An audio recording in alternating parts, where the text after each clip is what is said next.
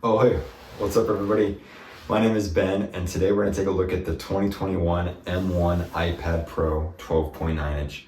We're going to see if this thing is still worth it to buy in 2024. So let's dive right into it.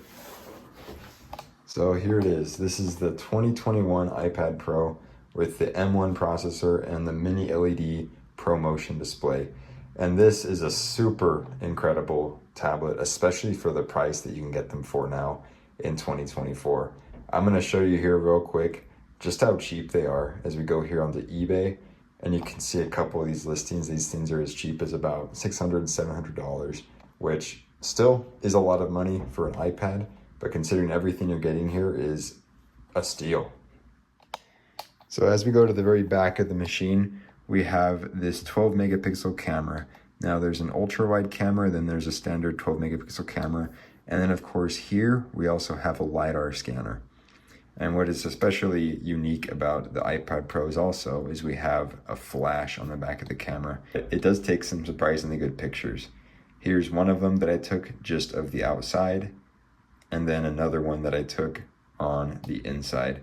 And it produces some pretty impressive pictures. And the most impressive piece about this tablet has to be the M1 processor that's inside of it. And it's the same M1 processor, of course, that is in the M1 MacBook Air and the M1 MacBook Pro from 2020, but also that came into the iPad Air that later came out. But this chip really can't be held back by anything on the iPad. So I have all my apps closed, and let's open up iMovie. Came right up. Let's open up news. Just takes an instant. And let's go ahead and find a few other apps to open up and see how long they take. You can see that there's really nothing here that slows down this device.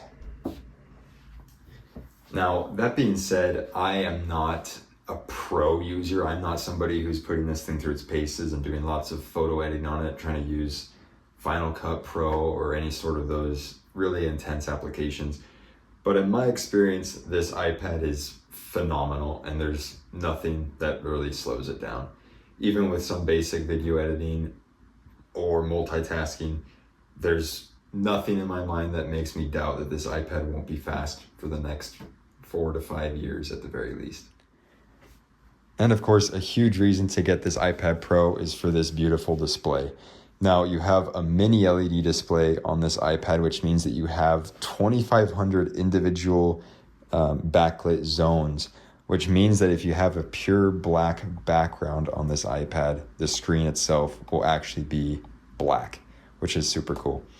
The other piece about this display that's impressive is, of course, ProMotion.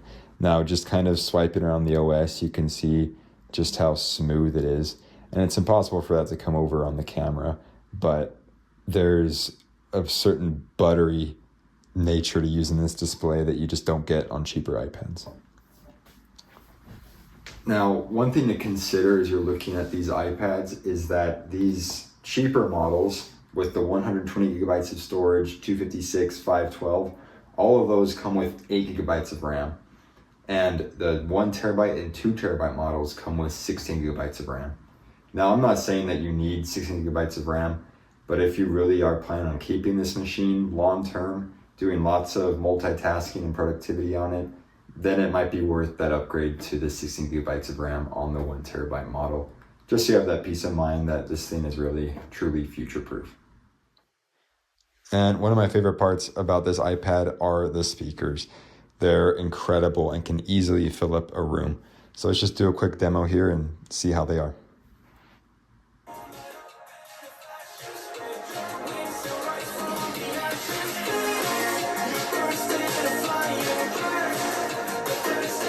Now, the biggest caveat to this iPad that you really have to consider is iPadOS.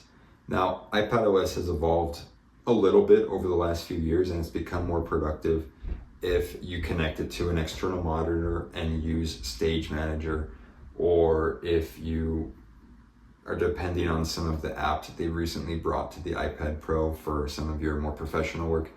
But overall, it's a very limiting experience, especially if you don't have the accessories that Apple wants you to pay big bucks for, that have the trackpad or the keyboard accessories.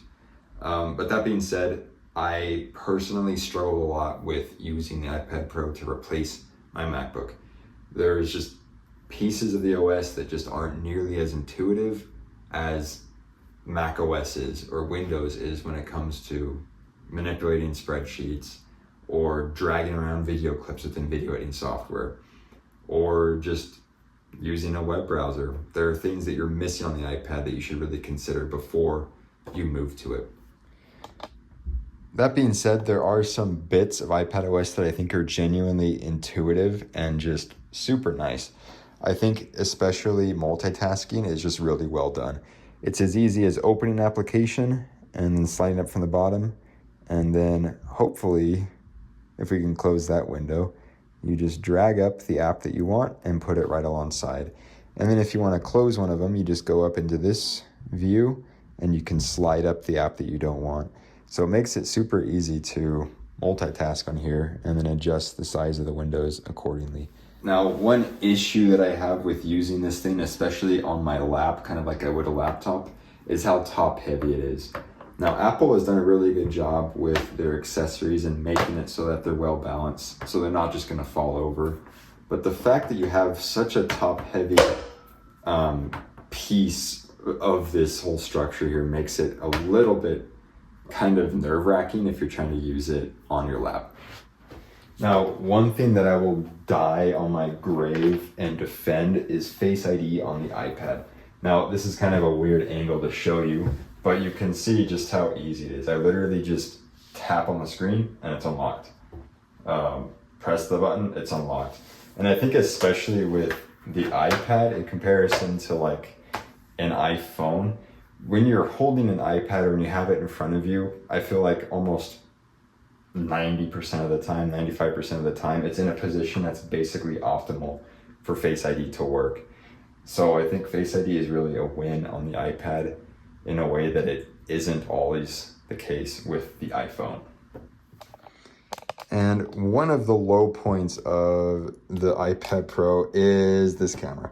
Now the camera itself is super nice, as you can see. It has some good detail to it.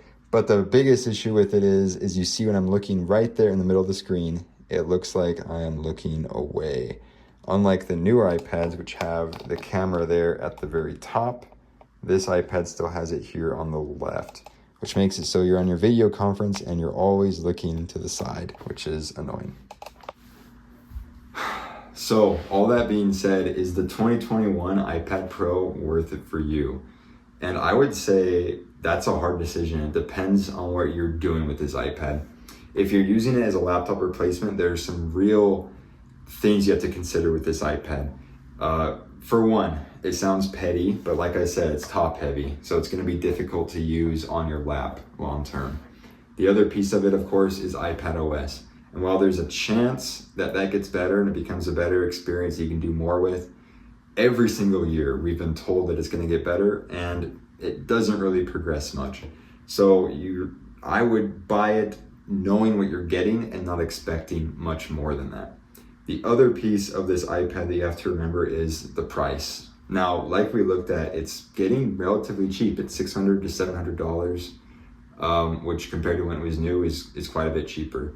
But still, that is the same price that you could buy a new iPad Air, or for far less money, you could get a brand new base model iPad. So are you okay taking on the risks of getting a 3-year-old device and one that might not get as long of software support as if you got a new iPad Air? Those are just some decisions and some compromises you have to make when you're getting an older device like this. But all that being said, I am choosing to sell this computer just because it's too much iPad for me. I don't need all of this for media consumption, for messaging, for just the basic work that I do with an iPad, for taking notes. It's too much iPad for me. And I would rather have something simpler, something a little bit more portable, and something cheaper for what I want to do with an iPad. So it depends on what you want to do with this thing. But in terms of the package, in terms of the speakers, the processor, and everything that you have here, this thing is going to last, and it's going to be a great iPad as it lasts for the next few years. So I'm excited to hear all of your thoughts on the iPad Pro M1? Let me know down below and feel free to check out the rest of my channel. Thank you all. Peace.